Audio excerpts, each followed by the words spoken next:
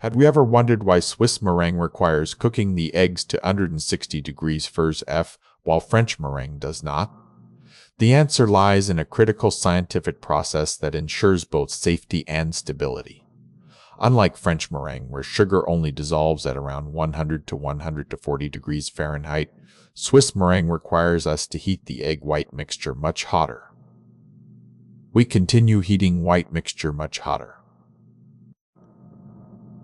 until we reach a specific temperature of 60 degrees Fahrenheit or 71 degrees Celsius. This intense heating process is the primary reason for food safety.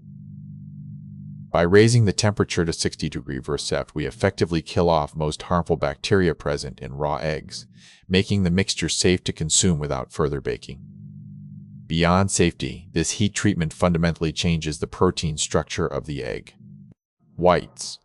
This denaturation creates a network that makes the meringue significantly more stable and able to hold its shape under stress.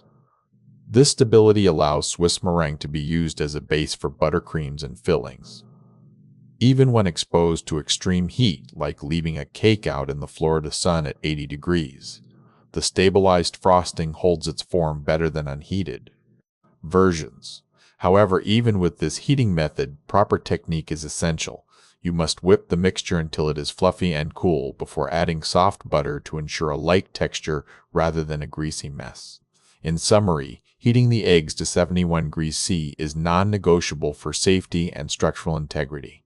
This single step transforms a delicate foam into a robust ingredient, perfect for professional desserts. Now you know the science behind why we cook our meringue. Did you realize that heating isn't just for taste, but for safety? Let us know in the comments what your favorite Swiss meringue dessert is.